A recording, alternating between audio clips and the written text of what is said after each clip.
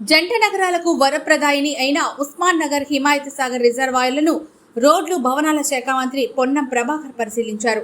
రంగారెడ్డి జిల్లా కలెక్టర్ శశాంక్తో కలిసి రిజర్వాయర్ నీటి మట్టాన్ని పరిశీలించారు. మరో 5,000 క్యూసెక్ల వరద నీరు వస్తే ప్రాజెక్టులు పూర్తిగా నిండిపోతాయని అధికార యంత్రాంగం ప్రజలు అప్రమత్తం చేయాలని, పంచాయతీ కార్యదర్శుల నుంచి మొదలుకొని ప్రతి ఒక్క అధికారి క్షేత్రస్థాయిలో ఉంటూ ప్రజలకు ఇబ్బంది కలగకుండా చర్యలు తీసుకోవాలని, దీనికోసం కంట్రోల్ రూమ్ ఏర్పాటు చేయాలని కలెక్టర్ను ఆదేశించారు. ఈ సందర్భంగా ఆయన మీడియాతో మాట్లాడుతూ హైదరాబాద్ నగరానికి సంబంధించినటువంటి జంట జలాశయాలు ఇక్కడ నుండి తీరాదు హిమాయత్ సాగర్, ఉస్మాన్ సాగర్ సంబంధించి చూడడానికి రావడం జరిగింది. గట్టి ఒక వర్షం కొడితే 5,000 క్యూసెక్ నీళ్ళు వస్తే 10 గంటల్లో ఇది ఓవర్ఫ్లో అయ్యేటువంటి అవకాశం ఉంటుంది. కాబట్టి ప్రభుత్వం తరఫున అన్ని రకాల జాగ్రత్తలు తీసుకుంటా ఉన్నాం. ఎక్కడ కూడా ప్రజలకు దీని పరివాహక ప్రాంతంలో ఇబ్బంది లేకుండా ఉన్న విధంగా అధికార యంత్రాంగం ప్రజలందరినీ అప్రమత్తంగా చేస్తూ ఉంది.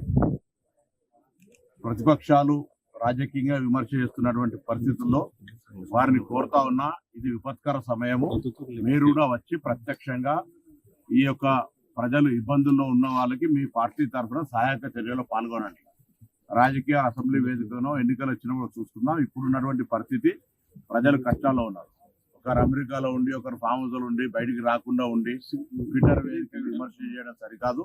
ఈ రోజు జరిగినటువంటి మరణాలన్నీ కూడా ప్రమాదవశాత్తు జరిగినాయి. ఎక్కడ కూడా ప్రభుత్వ నిర్లక్ష్యంతో జరిగినటువంటి కావు. వారిని కూడా ఆదుకోవడానికి 5 లక్షల రూపాయలు ఎక్స్గ్రేషియా ఇస్తా ఉన్నాం.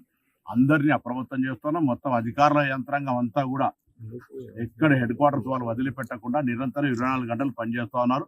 ముఖ్యమంత్రి గారు కూడా ఖమ్మం వెళ్ళి అక్కడనే నిద్ర చేసి ఈరోజు మహబూబాబాద్ పోయి అవన్నీ కూడా పర్యవేక్షిస్తా ఉన్నారు.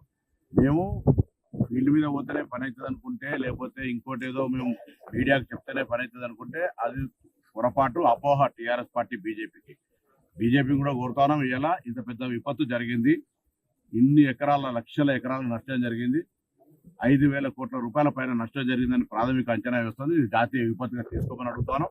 తక్షణం అంచనాలు తర్వాత అవన్నీ కూడా చేసే కంటే ముందు ఒక 2,000 కోట్ల ఆర్థిక సహకారం చేయమని చెప్పినాం.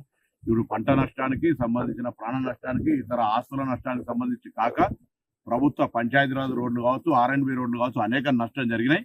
ఇది ప్రకృతికి సంబంధించి ప్రభుత్వ నిర్లక్ష్యం అని ఆరోపించేటువంటి అజ్ఞానులను అడుగుతాను. ఈరోజు ఇది గతంలో ఇటువంటి ప్రకృతులు వస్తే హైదరాబాద్ మునిగితే మీరు ప్రకటించినటువంటి అమౌంట్ కూడా ఇవ్వనటువంటి పరిస్థితి. మా జిల్లా కొండగట్ట లాంటి ప్రాంతంలో 69 మంది చనిపోతే కనీసం ఒకరొచ్చి పరామర్శించలేని మాననీయ కోణం లేనటువంటి మీరు మమ్మల్ని అడిగే ముందు మీరు ఒక్కసారి మీ గత ప్రభుత్వ పరిపాలన జరిగినటువంటి అంశాలను గమనించుకొని కోరుతాను. తప్పకుండా మరొక్కసారి తెలంగాణ ప్రజలందరినీ విజ్ఞప్తి చేస్తున్నాం. అవసరం ఉంటే తప్ప బయటికి రాకండి. వర్షాలు ఇప్పుడు ఉపశమనం కలిగించినా మళ్ళీ వాతావరణ శాఖ కొన్ని ఉత్తర తెలంగాణ జిల్లాల్లో రెడ్ అలర్ట్ ప్రకటించింది. అక్కడ పాఠశాలలో సెలవులు ప్రకటించినాం. మొత్తం 33 జిల్లా కలెక్టర్లు హెడ్ క్వార్టర్లో ఉండి పంచాయతీరాజ్ కావచ్చు, R&B అన్ని శాఖల అధికారులు, గ్రామ కార్యదర్శిని మొదలెట్టుకుంటే సచివాలయ చీఫ్ సెక్రటరీ దాకా 24/7 పనిచేయడానికి సిద్ధంగా ఉన్నారు. ఎక్కడైనా ఏదైనా విపత్తు కలిగితే కంట్రోల్ రూమ్ ఏర్పాటు చేసినాం.